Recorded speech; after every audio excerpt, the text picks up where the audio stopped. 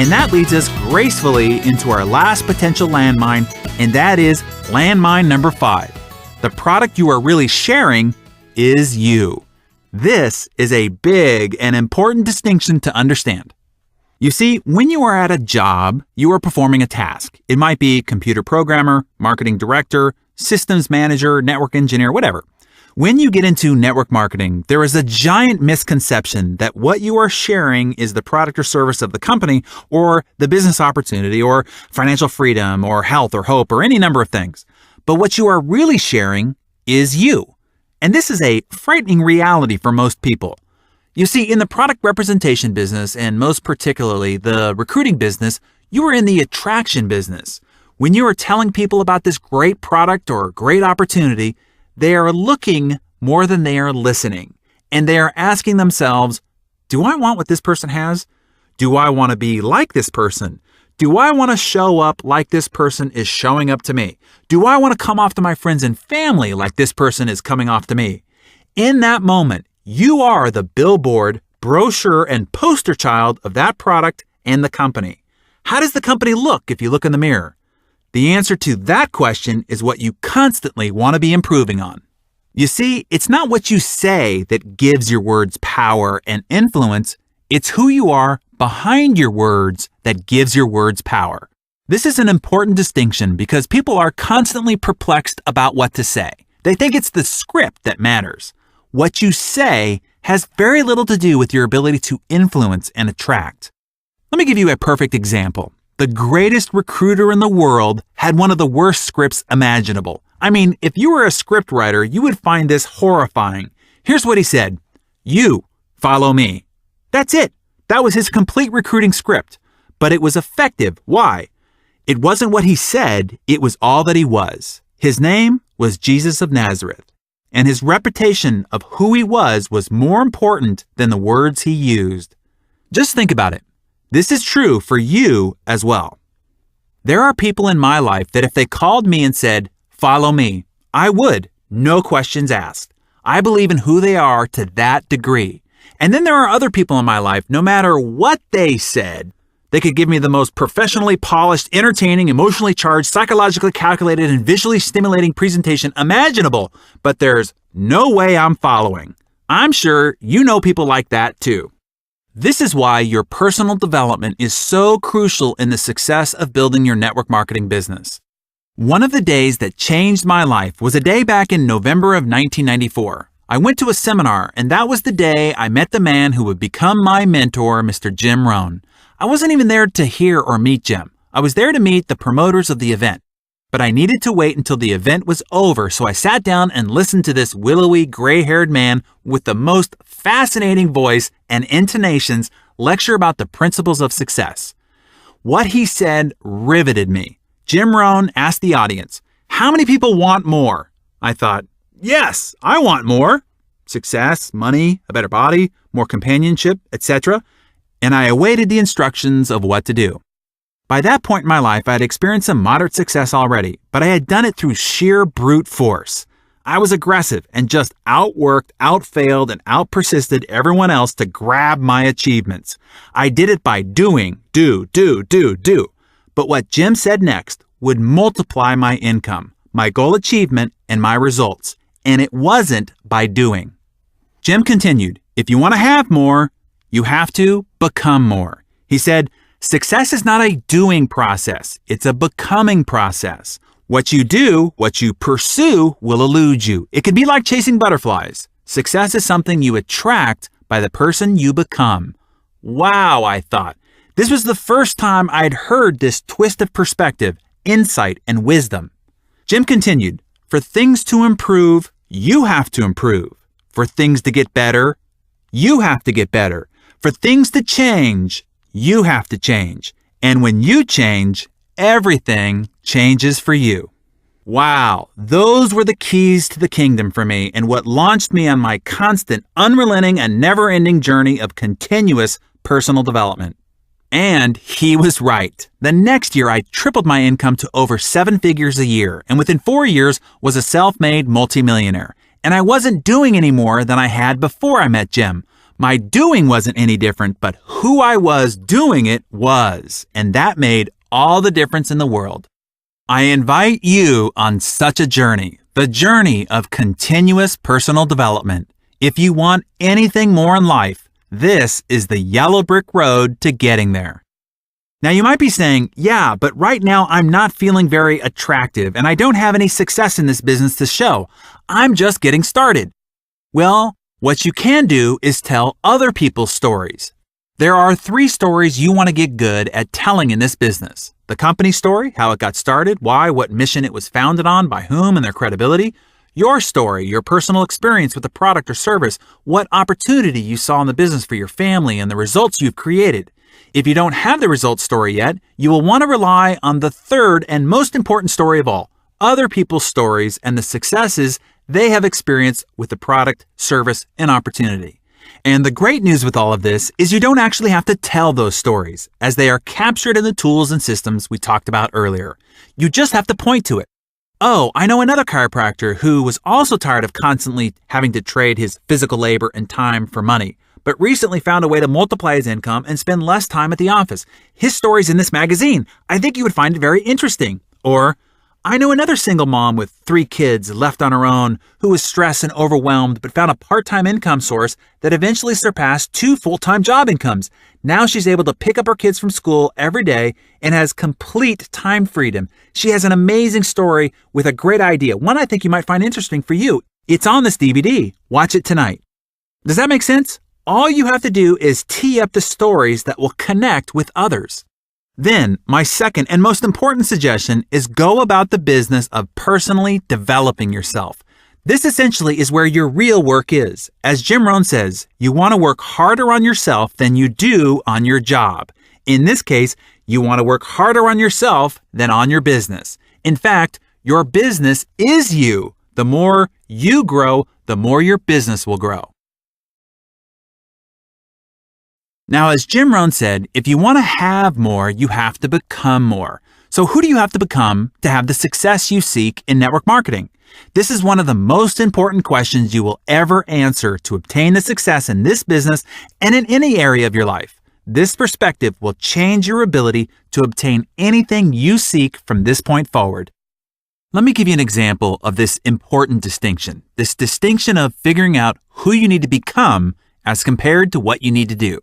More than a decade ago, when I was single and ready to find my wife and be married, I made a long list of the qualities of the perfect woman for me.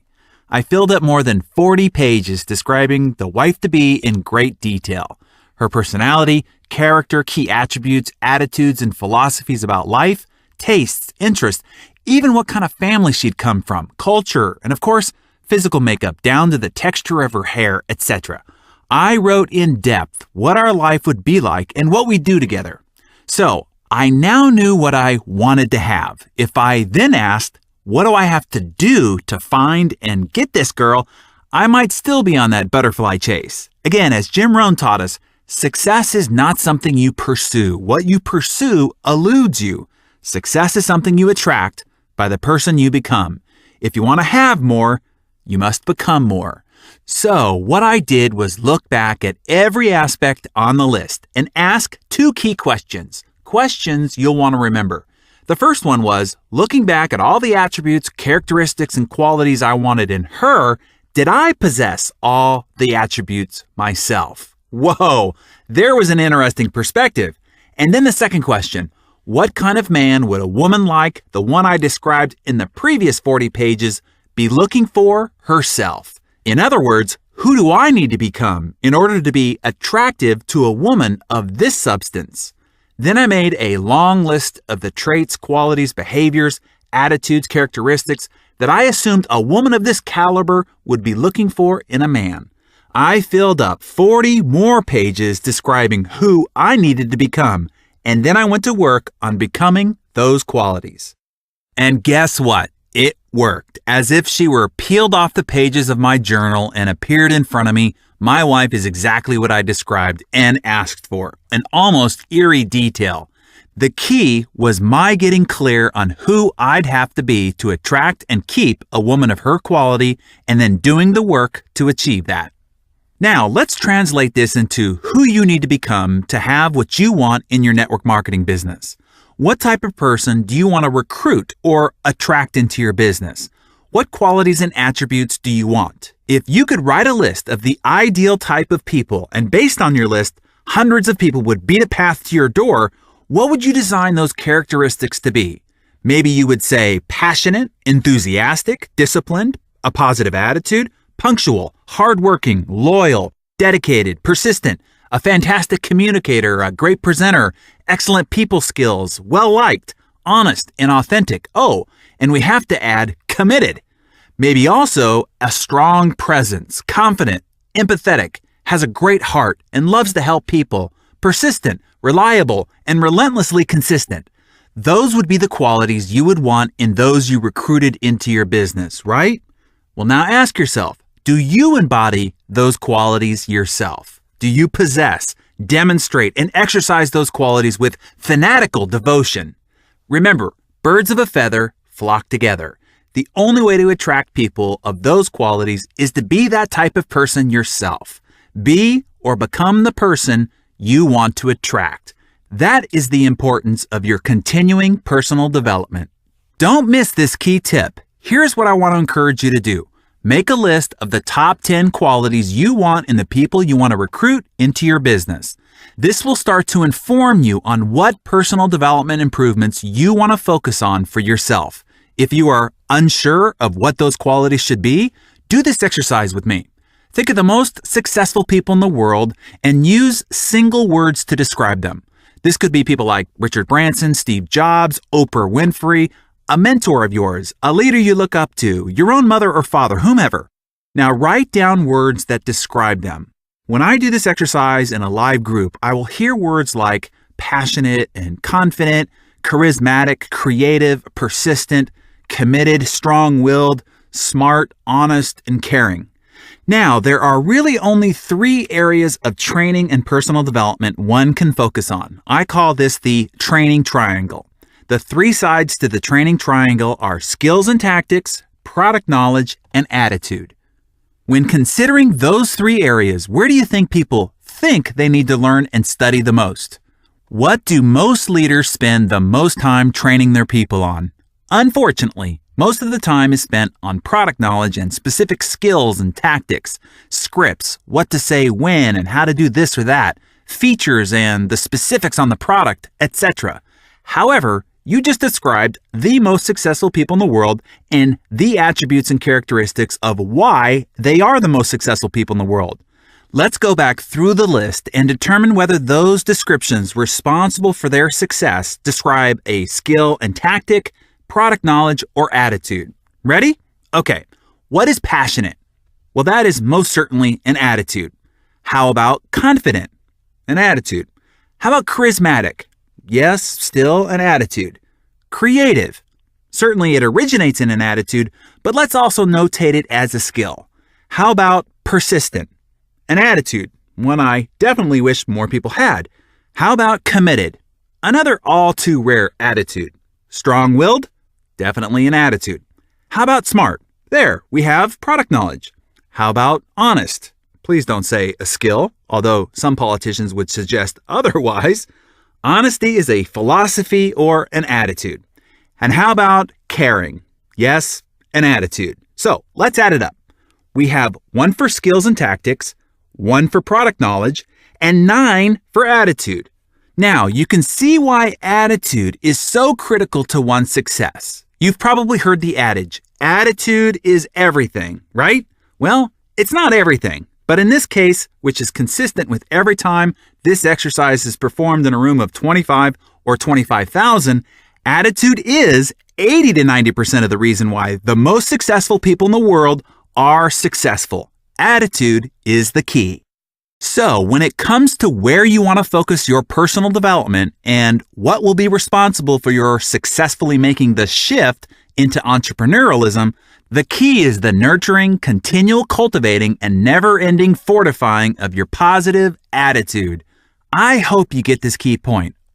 Over what to say, what to do, what to learn, what you do or don't know, none of that is as important as your focus on continually developing and improving your positive attitude. It is what separates the superachievers we all idolize from everyone else. Above all other attributes, it is their attitude that sets them apart and will for you too. So, I can hear you saying, okay, Darren, I get it, but how do you do this? How do you continually bolster your positive attitude? How do you go to work on your personal development? Well, let me give you a simple plan. Your personal development plan can be as simple as this: reading 10 pages of a good book a day. Maybe just 5 pages when you first get up and 5 pages just before you go to bed. Oh, and it could also be 10 pages of a success-oriented or titled magazine, hint, hint. This is going to affect you far more positively than reading about what's wrong, tragic, or dangerous in the world by reading the newspaper when you first get up, or watching the 10 o'clock news just before you go to bed. Secondly, listen to 30 minutes of an instructional audio a day. You can do this as you drive, when your hands are busy but your mind is free. I can tell you, my car does not move without 2 things: gasoline and an ever-present library of instructional CDs that I listen to as I drive around.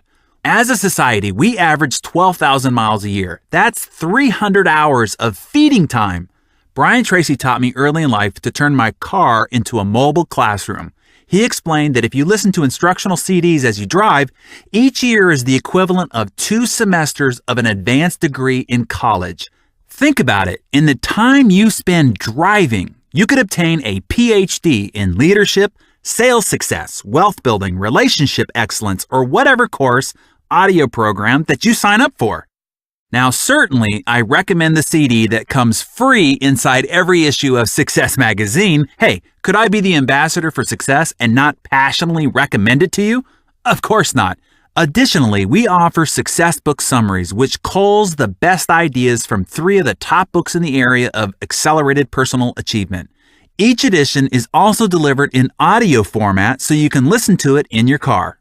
If you're looking for more, since I have seen, heard, or read almost everything and by everybody in the area of personal development, I'm often asked who I personally recommend. What's my all-time favorite programs? To answer that question, we organized my 4 favorite programs into what is called a mentor package, which features my 3 favorite Jim Rohn audio programs, along with my Design Your Best Year Ever Goal Achievement Workbook. You can find that on success.com. Let me further explain why regular exposure to positive, inspirational, and instructional content is crucial to you making the shift into the entrepreneur mindset.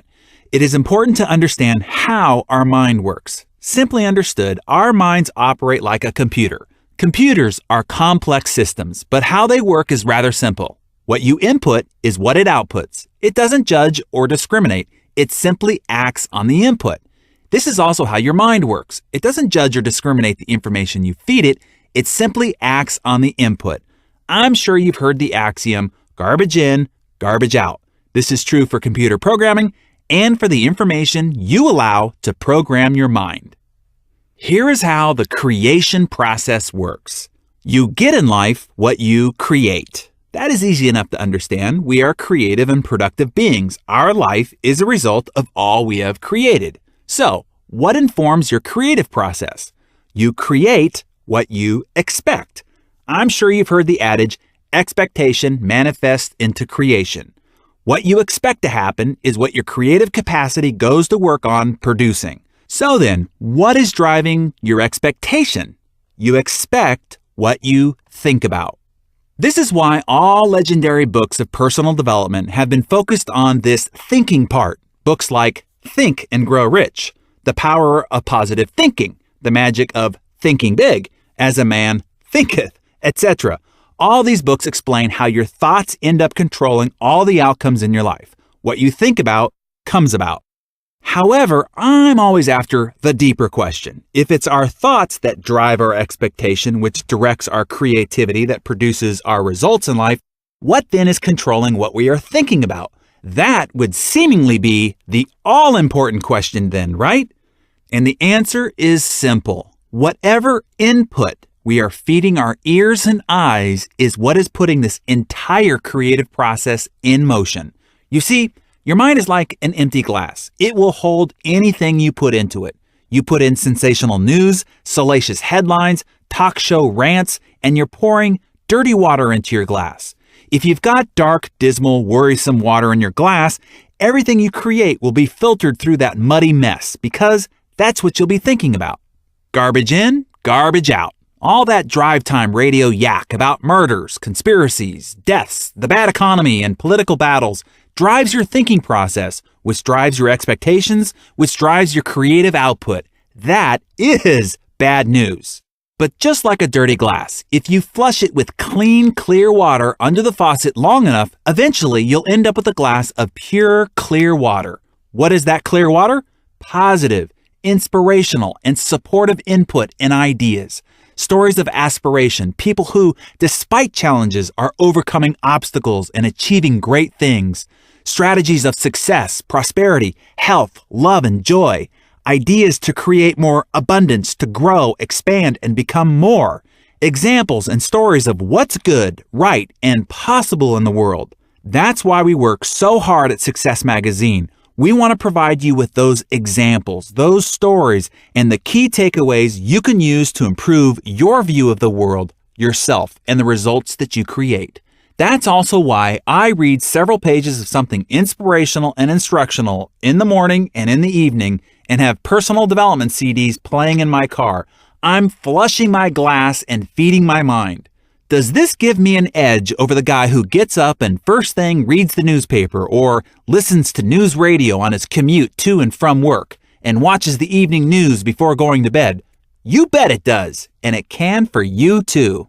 Now get this, just after completing the 1-year commitment you've made to yourself to be here in your new business, this simple commitment to 10 pages of reading and 30 minutes of listening, which by the way includes taking the weekends off, we don't want to wear you out or anything, you will have read 13 books and listened to 130 hours of success and achievement material. Books and audio material on becoming a more confident leader, a more persuasive communicator, a more efficient and productive achiever, strategies on living healthier with more energy and vitality, ways to foster deeper intimacy and passion in your marriage or personal relationships, whatever. Imagine the impact this instruction can have on who you are and how you show up in the world, particularly to the friends and family around you and those you come to interact with daily. This will make you attractive beyond belief and will make you a magnet to other like-minded achievers around you. Let me quickly show you how this small but continual practice of improving just a little bit can result in massive transformations over time. I learned this too from Brian Tracy, and this principle is outlined in his book, Focal Point, which is how you can improve 1,000% in any area of your life. Not 10% or even 100%, 1,000%. Pick an area, any area. Your income, your health, your business, your relationships, your parenting skills, your presentation skills, whatever. Let me outline the strategy and the math for you. All you have to do is improve yourself, your learning, your performance, and your output and results by 0.1% each workday. That's 1/1,000th. Do you think you could do that? Of course, anyone can do that. Simple. Do it each day of the week and you'll improve by 0.5% each week. Translation, not much, equaling 2% each month, which compounded adds up to 26% each year. Your income or improvement results now doubles each 2.9 years. By year 10, you will be performing and earning 1,000% what you are right now. Isn't that amazing? Here's the key point. You don't have to put 1,000% more effort or work 1,000% more hours. Just 0.1% improvement each day. That's it. That's your 10 pages of a good book and 30 minutes of instructional audio applied to your life. So, where do you find these resources? Again, you can go to success.com, subscribe to Success Magazine, and find other books and audio programs to continue to feed and flush your mind. As mentioned before, I recommend all the Jim Rohn audio programs and certainly the Compound Effect book and audio program.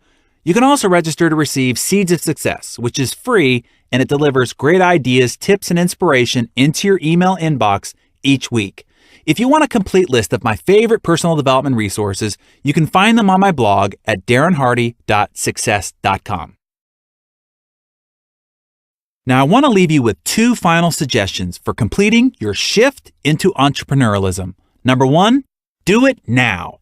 The journey of 1,000 miles begins with a single step. Fear keeps people from taking action and moving forward. Their mind invents 1,000 excuses to why they are not ready. I'll start on Monday. I need to organize my list. I need to get my business cards first. I need to get a new briefcase, file folders, or paste the pictures on my vision board first. Don't get caught up in this paralysis. Too many people fall prey to the ready, aim syndrome and ultimately never fire.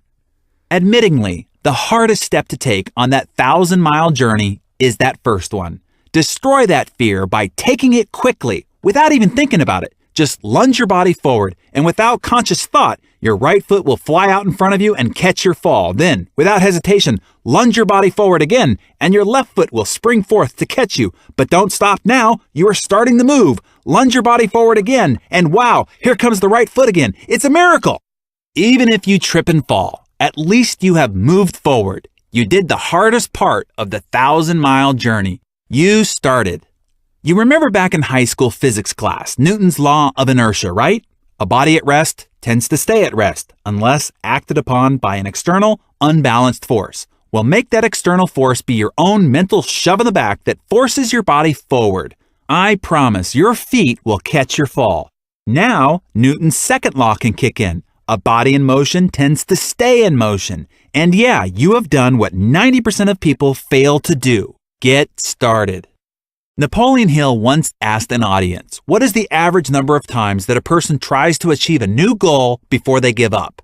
After several guesses from the audience, he gave the answer, less than 1. Most people give up before they even try. Even though they want to improve their lives, increase their income, accomplish more, most people respond with, I can't, in their heads and give up before even starting. So, before the law of diminishing intent overtakes you, strike while the iron is hot. The time to begin is when the emotion is high and intentions are strong. Now is that time. Jim Rohn writes, without a sense of urgency, desire loses its value. Now is the time to act. No, I'm serious. Now, not next week, tomorrow, or even later today. When this audio is done, I want you to take some action. Take the product and share it with 3 people right now. Use any tool, an audio, DVD, magazine, conference call, recorded call-in line, website, whatever, and show it to 3 people today. I can hear you saying, but I'm not ready. I don't know what I'm doing yet. That's great. In fact, many times it's the best time to jump into massive action. Why? Because you can honestly and openly say, a friend of mine showed me this new product. I've tried it and I think it's amazing. You should try it. And they ask, well, what's in it and how does it work? You can say, heck, I don't really know. All I know is it worked for me. Try it for yourself. Or you can say, a friend of mine is really excited about this new business idea. I think I'm going to try it too. I can't even really explain what it is, but it's all in this audio, DVD, website, or in this magazine, whatever. Right now, ignorance is truly a blissful asset. Use it while you can. I love the principle that teaches, the heavy chains of worry are always forged in idle hours. Take action fast so you can see some success fast. So let me give you a counterintuitive way of getting some success fast. Go get a lot of failure fast. Watson, the former president of IBM, said, the key to success is massive failure. If you want more success, double your rate of failure, he said. This is one of the earliest success philosophies I was taught. It has earned me millions of dollars over the years, and I'm now going to pass it on to you. Make your goal not the number of people you're going to get to buy or join. Make your goal the number of people you're going to get to say no. Make the no's your goal. Why? Well, Watson just told you, it's the key to success. So by making the no your goal, you not only make it okay for people to tell you no, when they do, you are happy about it, not sad. You are one step closer to accomplishing your goal. This 180-degree mindset will have miraculous consequences in how you move forward, understand, and accept rejection and failure. You will now see it as progress rather than failure. You will feel victory rather than defeat. You will seek it rather than try to avoid it. In the end, it simply comes down to a numbers game. I want you to remember this as you journey forward in the building of your new business. Some will, some won't. So what? Next. Just move on to the next person. I want to challenge you with this as your first goal. Now, it's a big goal, so I want you to be ready. You can cut it in half or a fourth if you only want half or a quarter of the success, but if you really want to break the inertia, not walk off the starting line, but leap off it, this is the goal I want to challenge you to take on. Are you ready? Okay, go get 10 people to tell you no in the next 7 days. It can be no thank you, no way. You've got to be out of your freaking mind no, or simply, no.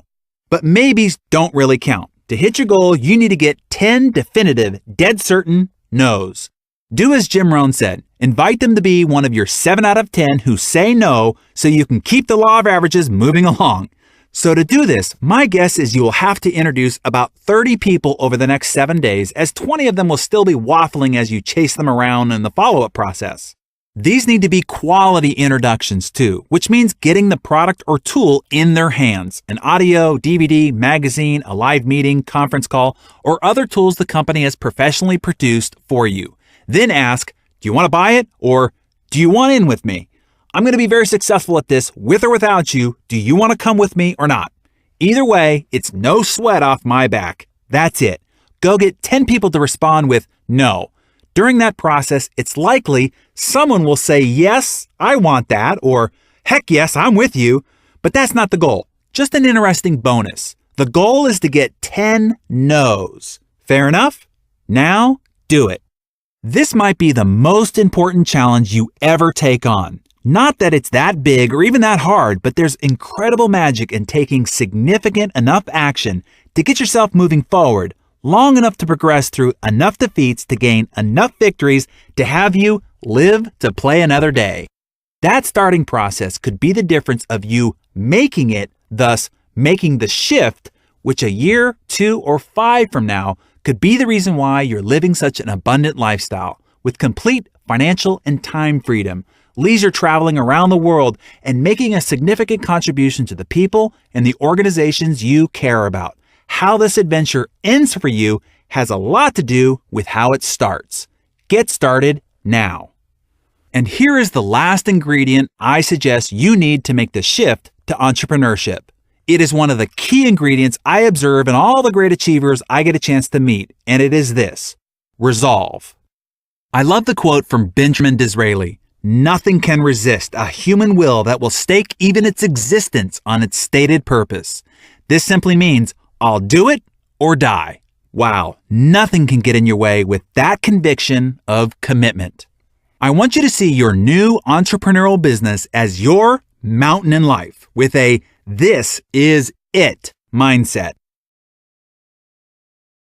Now, when you finish this audio and start talking to people about your business or talk to them about this mountain you're going to climb, your well-meaning friends and family are going to say, "What? Are you crazy?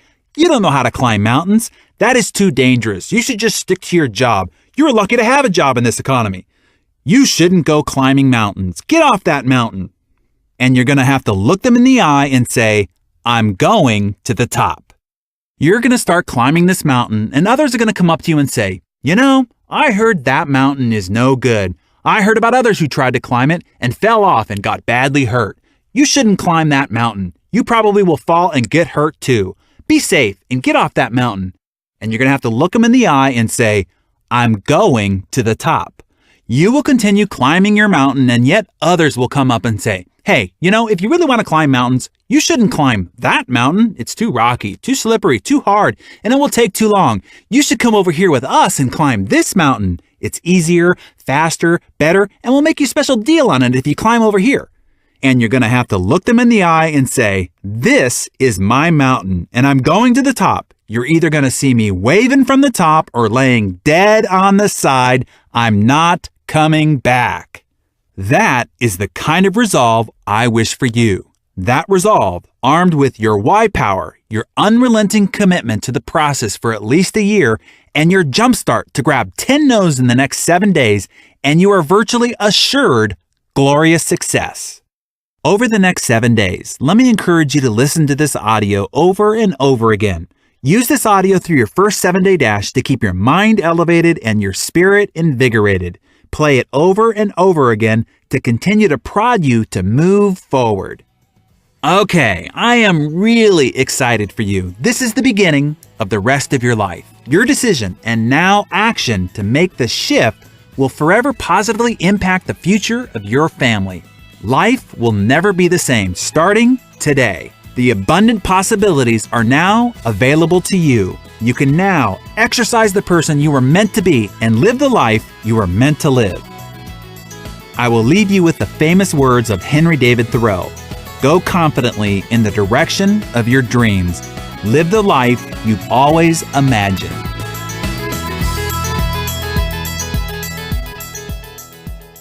Success Magazine would like to thank Jim Rohn International and Robert Kiyosaki for the use of the recordings. Your First 7 Days, Making the Shift. Copyright 2010 by Success Media. All rights reserved.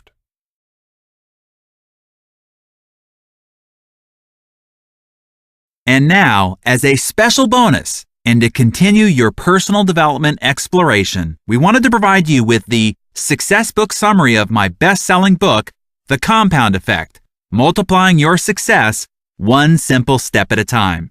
If you like what you hear, and I hope that you do, then get the complete book and audio program at thecompoundeffect.com. Now, here's the Success Book summary of The Compound Effect by, well, yours truly. It's time someone told it to you straight. You've been bamboozled for too long. Look, there's no magic bullet, secret formula, or quick fix. You don't make $200,000 a year, spending 2 hours a day on the internet, lose 30 pounds in a week, rub 20 years off your face with a cream, fix your love life with a pill, or find lasting success with any other scheme that is too good to be true. Hey, it would be great if you could buy your success, fame, self-esteem, good relationships, and health and well-being in a nicely clamshelled plastic package at the local Walmart, but that's not how it works. My personal experience has proven that no matter what you learn or what strategy or tactic you employ, success comes as a result of the operating system called the compound effect. The compound effect is the principle of reaping huge rewards from a series of small, smart choices. What's most interesting about this process to me is that even though the results are massive, the steps in the moment don't feel significant at all. Whether you're using this strategy to improve your health, relationships, finances, or anything else for that matter, the changes are so subtle, they're almost imperceptible. That's why most people get tripped up by the simplicity of the compound effect.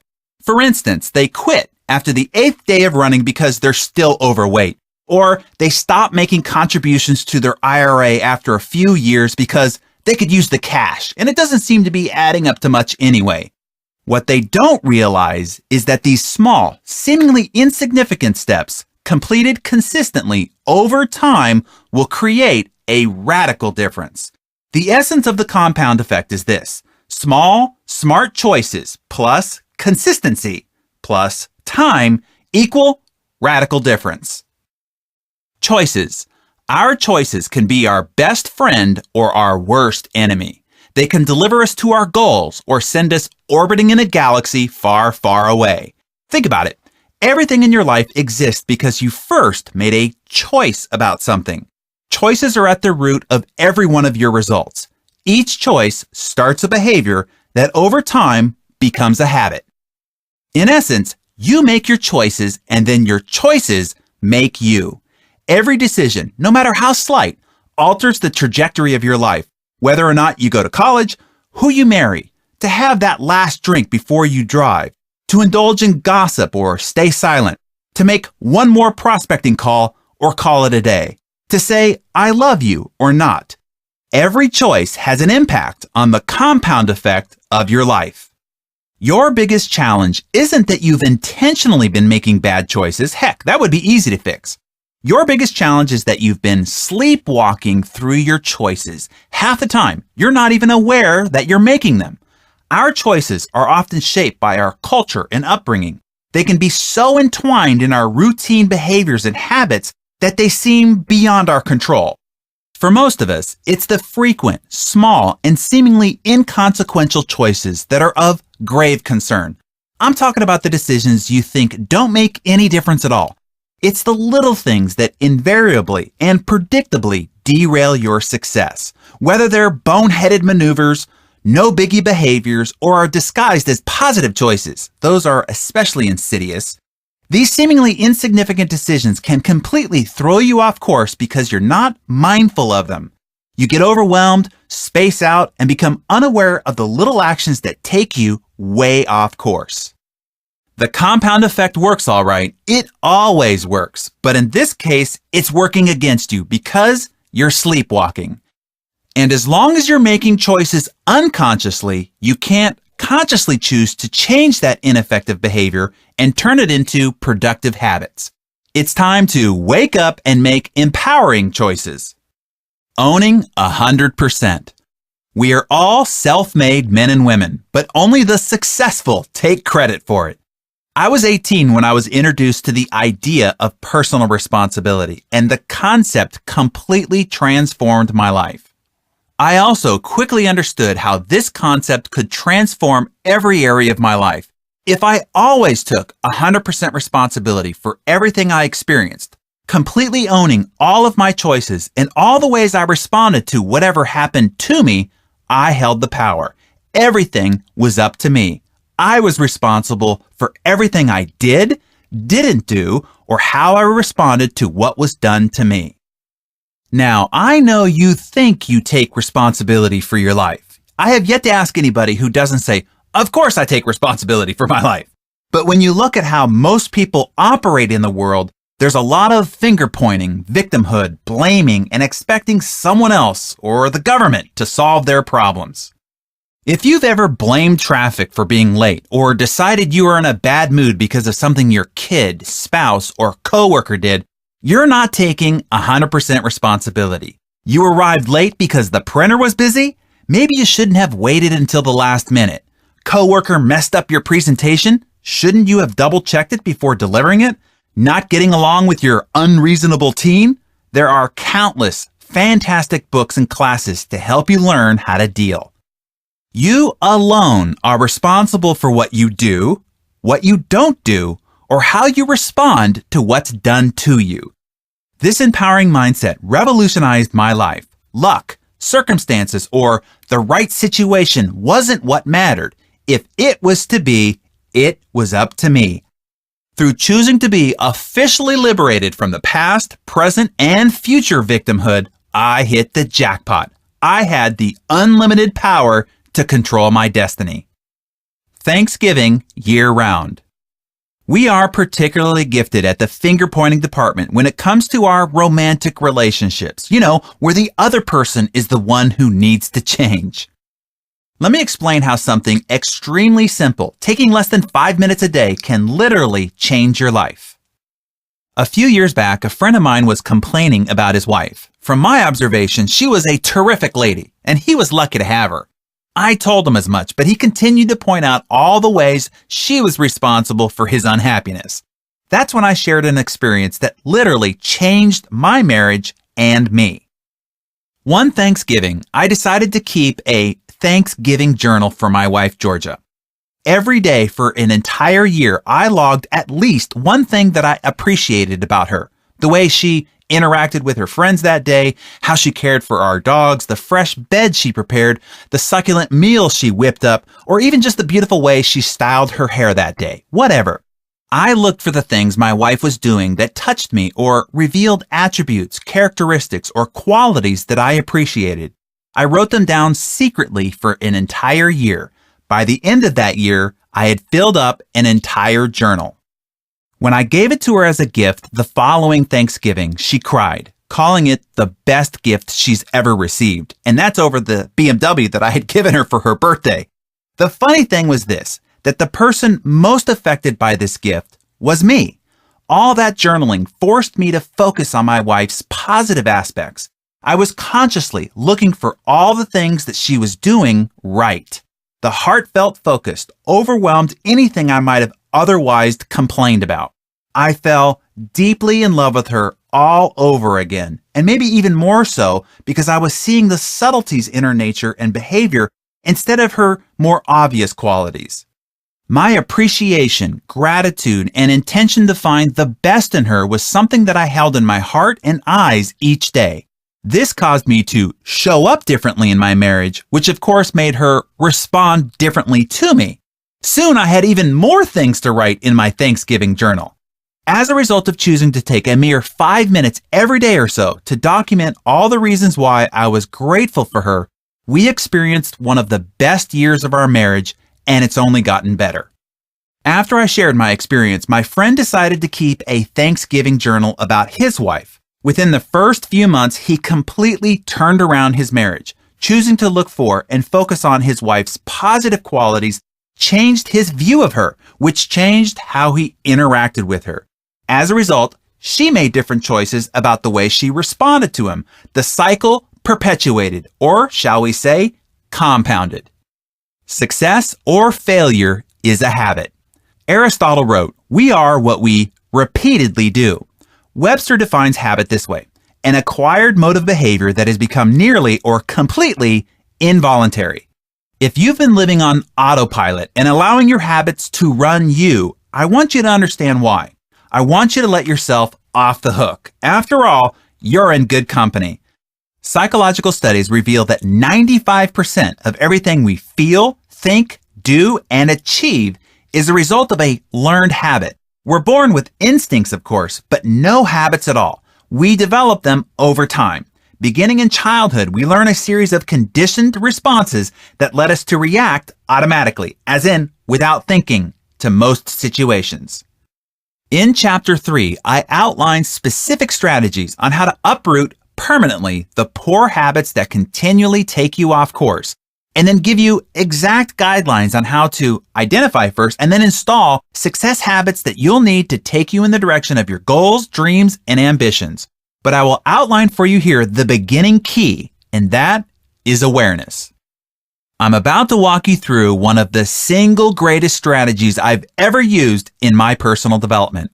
This strategy helps me take control of the choices that I make throughout the day, causing everything else to fall in place, and then leading to the behaviors and actions that shepherd my habits into line like dutiful, loyal minions. That process? Keeping track. Your scorecard. I learned the power of tracking the hard way after I acted like a colossal idiot about my finances.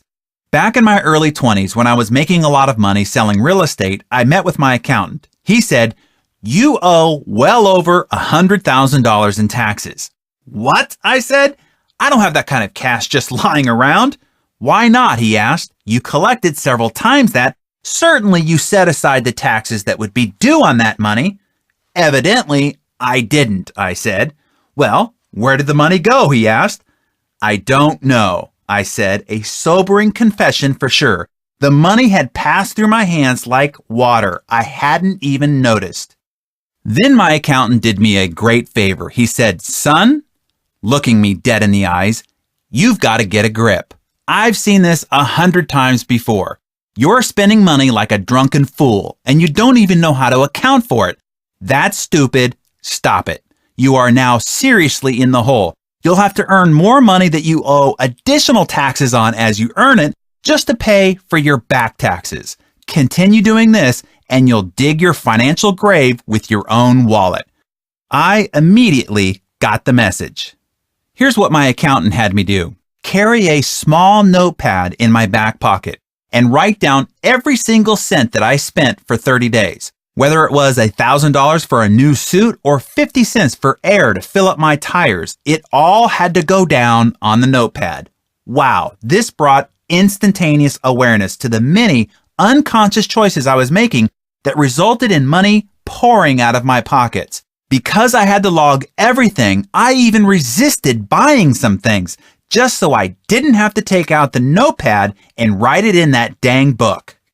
Keeping a money log for 30 days straight cemented a new awareness in me and created a completely new set of choices and disciplines around my spending.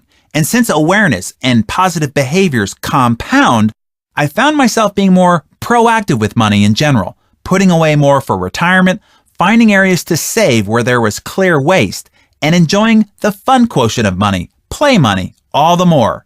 When I did consider shelling out for entertainment, I did so only after a long pause. Since your outcomes are the result of your moment-to-moment choices, you have incredible power to change your life by changing those choices. Step by step, day by day, your choices will shape your actions until they become habits, where practice makes them permanent. Routines and rhythms. A routine is something that you do every day without fail, so that eventually, like brushing your teeth or putting on your seatbelt, you do it without conscious thought. Of all the high achievers and business owners that I've worked with, I've seen that, along with good habits, each has developed routines for accomplishing necessary daily disciplines. It's the only way any of us can predictably regulate our behavior. There simply isn't any way around it. A daily routine built on good habits and disciplines separates the most successful amongst us from everyone else. A routine is exceptionally powerful. Once your daily disciplines have become a routine, you want the succession of those steps to create a rhythm. I want to share with you something I created for myself that helps me keep track of the rhythm of a new behavior.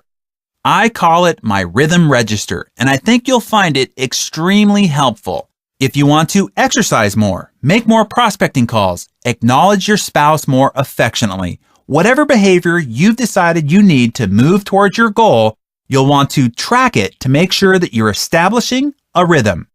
You can download the system and a number of other extremely useful tools for free at thecompoundeffect.com/free.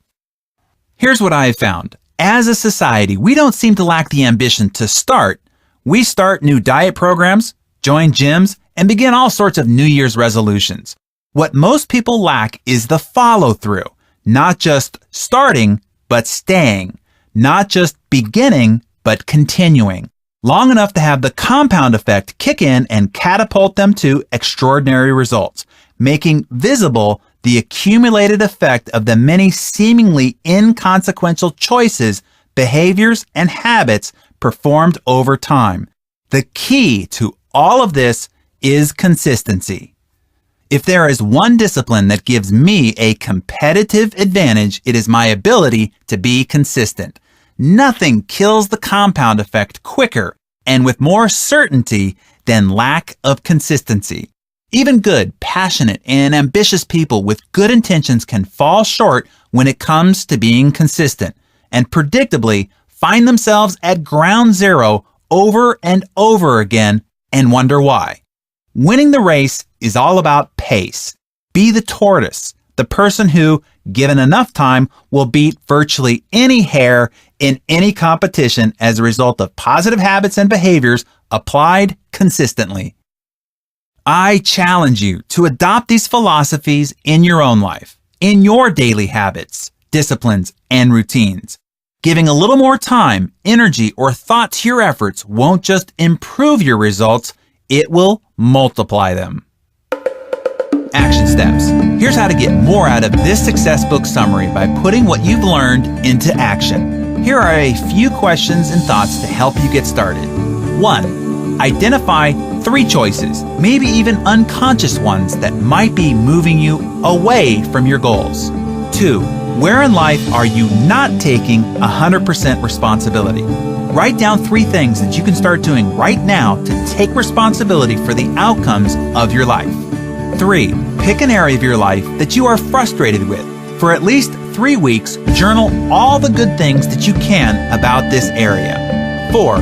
Start tracking at least one behavior you'd like to change or improve. 5. Plan for success. Schedule a regular time for the behaviors you want to incorporate in your life. Example, exercise, date night, listening to personal development audios, and then make doing them a part of your daily and weekly routine. 6. List 3 areas of your life which you are not consistent enough. And 7. Go to thecompoundeffect.com/free to download the Rhythm Register. This will help you permanently cement the success disciplines you need in order to achieve your greatest ambitions. Summarized by permission of the publisher, Success Books, 200 Swisher Road, Lake Dallas, Texas, 75065. The Compound Effect by Darren Hardy, Copyright 2010 by Success Media. All rights reserved.